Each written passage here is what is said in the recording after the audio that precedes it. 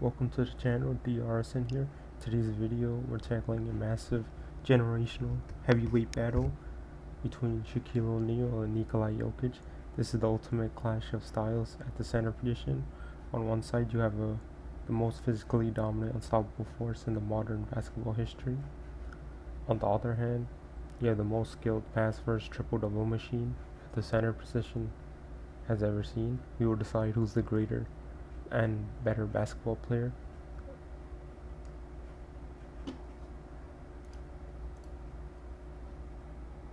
So these are our criteria and outline. So for playstyles, we'll look at I'll describe both players' game or archetype. For accolades and individual accomplishments, we'll look at regular season and playoffs. For statistical averages, we'll look at both stats. Again, for playoffs and regular season, this will show each player's weaknesses and strengths. Longevity is essentially who played at a higher level for a longer time. Impact on winning regular season and playoffs will be the good, the bad, the ugly of both players, the career-defining moments of each player. And for the final verdict, I'll give my conclusion. So in terms of playstyles, let's start with Shaquille O'Neal. He's unstoppable, low post scorer. He had elite rim pressure, good offensive rebounder.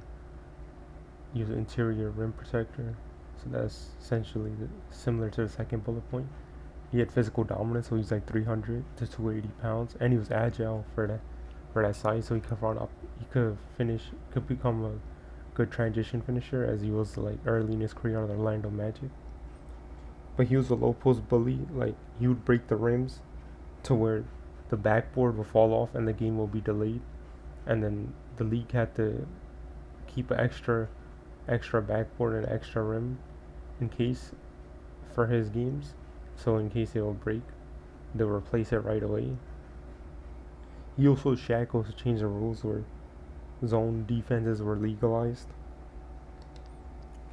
His athleticism he had explosive athleticism, so he's agile, his spin move was quick in his Orlando's days. He had a post up. Signature move was the drop step in the inside, which he called it the Black Tornado. So in terms of Nikola Jokic, he's an offensive genius, so one of the greatest passing center ever. He might be the greatest passing center ever. He's a point center, offensive hub. So the Denver Nuggets offense runs entirely through him. He's elite post scorer. He has a post fadeaway game. He's a 3-level scorer, so he can shoot from the mid range, the 3-point line, the inside, the free throw line. A good free throw shooter for the center position. He's a good basketball IQ. He's a triple double machine. So my prediction is when his career ends, Nikola Jokic will have the highest total for career triple doubles. I mean, Westbrook has the highest currently, and I think Jokic will pass him. His floater game is deadly. Yeah. Let's go to accolades and individual accomplishments. So Shaq has 3 more rings, 2 more Finals MVPs. Shaq actually created a dynasty with a dynamic duo with Kobe Bryant. Jokic has more MVPs, regular season MVPs, because Jokic had winning seasons where Jamal Murray and Michael Porter Jr. were injured, so he did more with less. The regular season, like in the 2021, in the early 2020s, when his two best players were injured, the Nuggets will have a winning record, and they were floating in the playoffs, and his stat numbers were good. Then that's why they gave him the MVP over Chris Paul one year. I believe he deserved it. He was more valuable to his team. But Shaq currently has more All-NBA, more defensive selections. I think he may have won a scoring title. This slide bullet point may be wrong, but I think he only has one, so that's my typo. Shaq won Rookie of the Year, and Shaq was an All-Star as a rookie too. Shaq is an All-Star more times.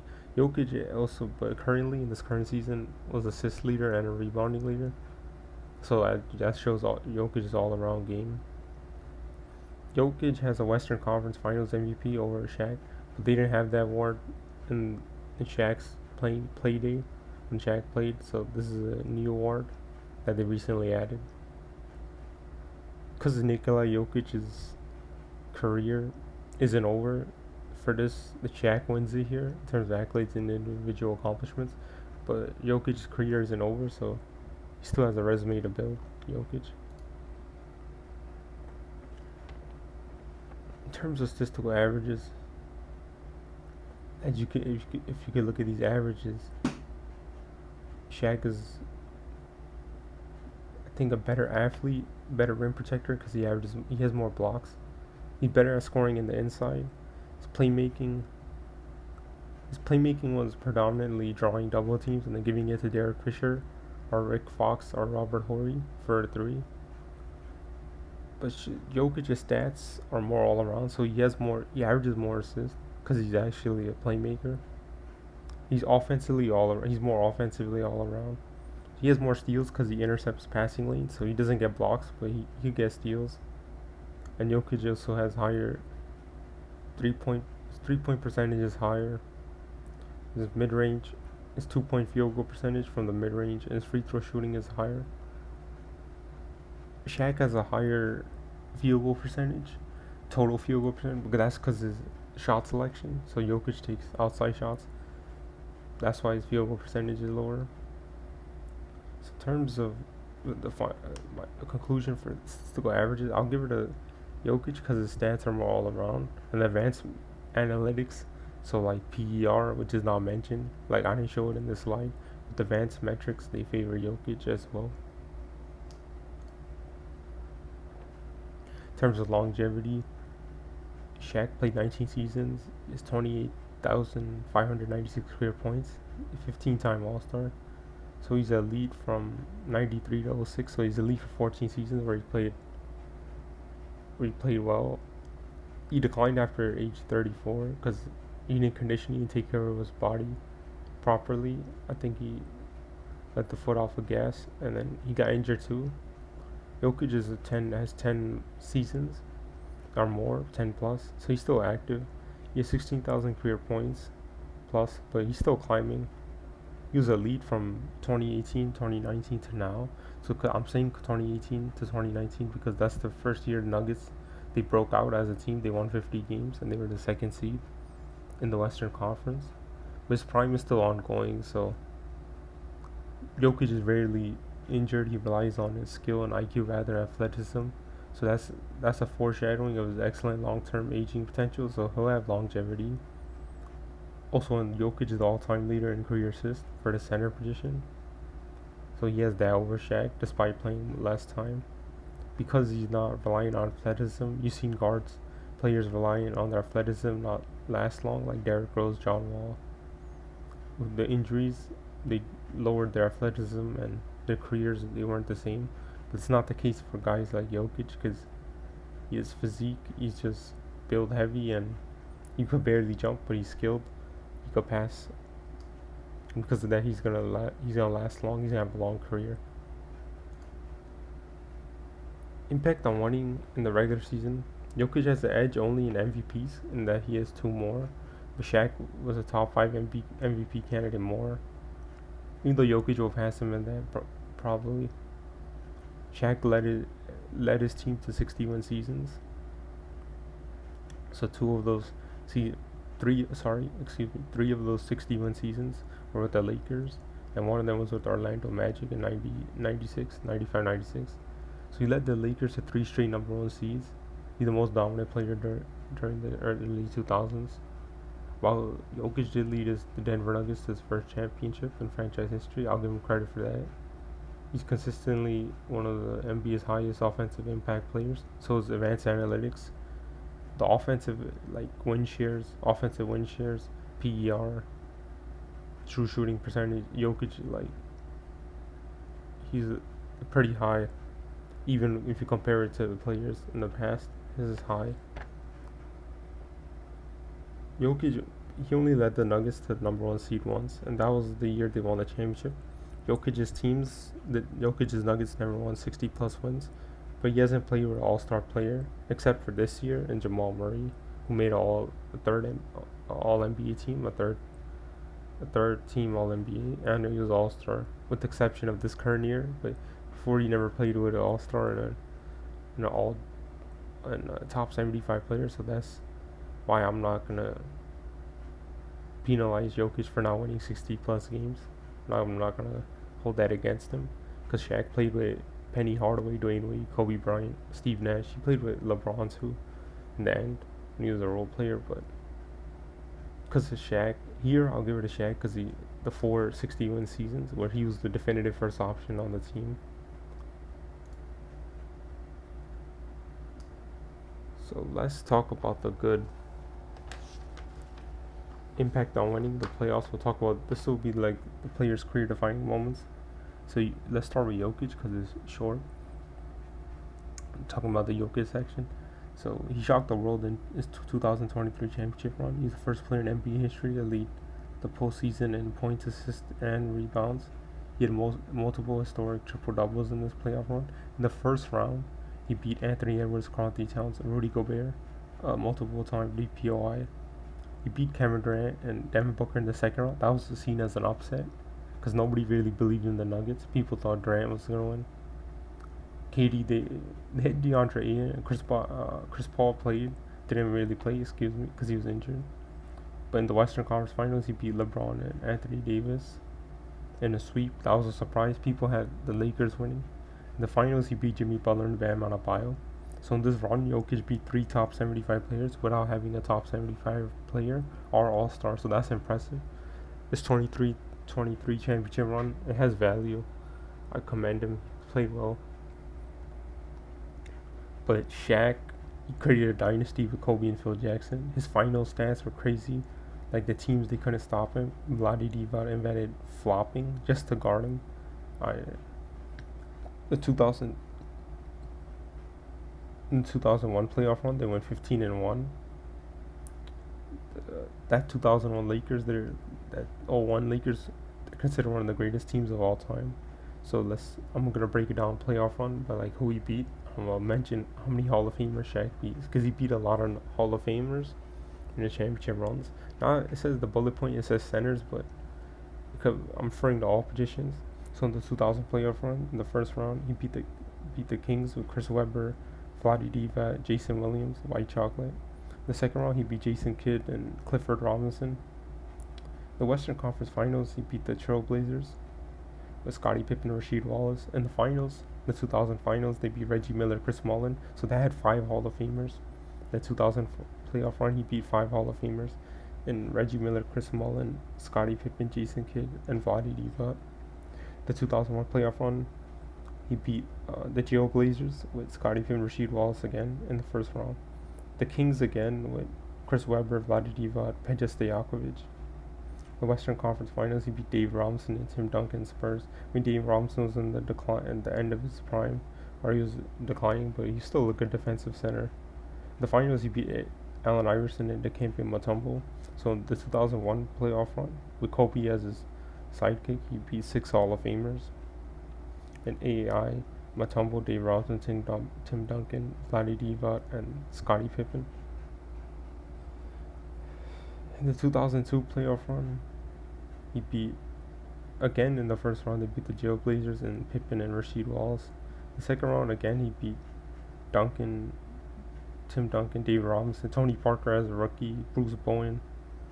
In the 2002 Western Conference Finals, he beat Chris Webber, Vlade Divac, Doug Christie, Mike Bibby, the Sacramento Kings team.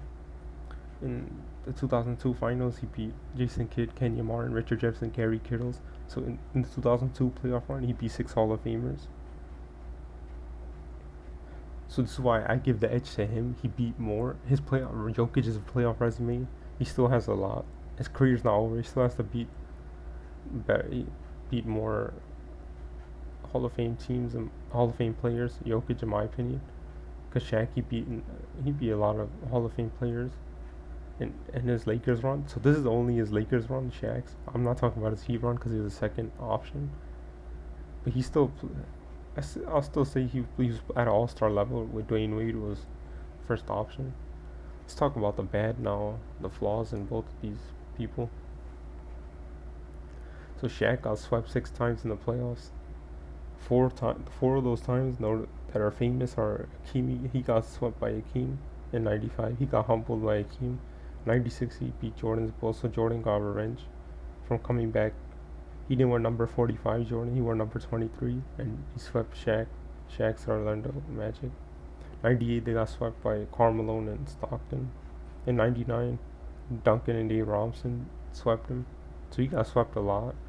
His conditioning was criticized later in his career. I think he didn't take care of his body towards the end because he already won. He three-peated already, so I think he got a bit cocky.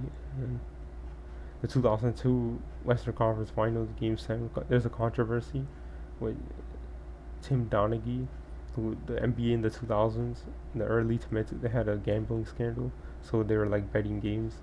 So they were saying how the Lakers were they're favoring the Lakers, but the Kings missed 14 free throws. I'll say that a lot of people believe it was rigged, but the Kings, they missed 14 free throws, so it's not their Lakers' fault they missed 14 free throws.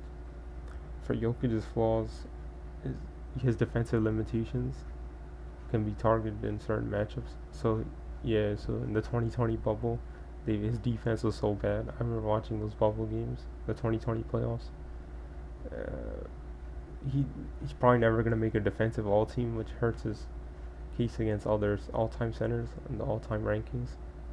In the 2024 semifinals, Western Conference, he blew a 20-point lead in Game 7. I think Anthony Edwards looked like the best player on the floor.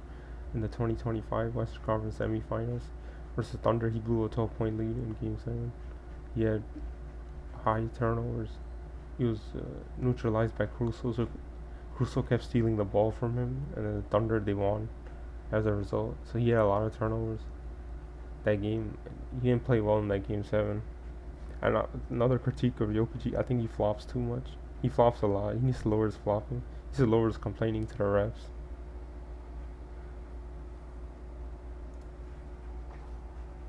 So our final verdict, in terms of accolades and individual accomplishments, I'll still give it a Shaq because he created a dynasty.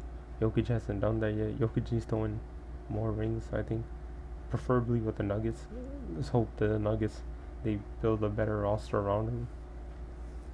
In terms of statistical averages, I'll go with Jokic because all-around offensive stats. Advanced metrics favor him as well.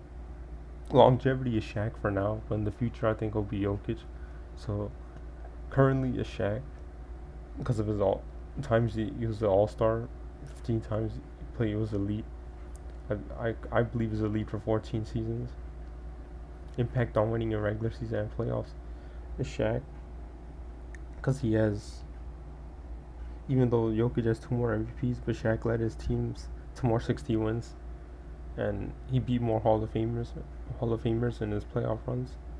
So currently, there's a conclusion for the video. Is currently Shaq is greater and a better player in his prime. He played both sides of the floor, so he made defensive all teams, while Jokic never sniffed that, and he had high scoring in his finals runs. His scoring was high, and he played both sides of the floor, and he got rebounds, and he got blocks. So currently, I have Shaq higher in the all-time list, the greatest players all-time list. But Jokic's career isn't over. He still has to win. He can still improve his resume. For me, I believe Jokic I think he should stay a Nugget, but like, have recruit players to join him. Here are the sources I use mostly Basketball Reference and StatMoves for stats. Thanks for watching the video. The slide deck URL will be in the description. Drop your comments to share your opinion.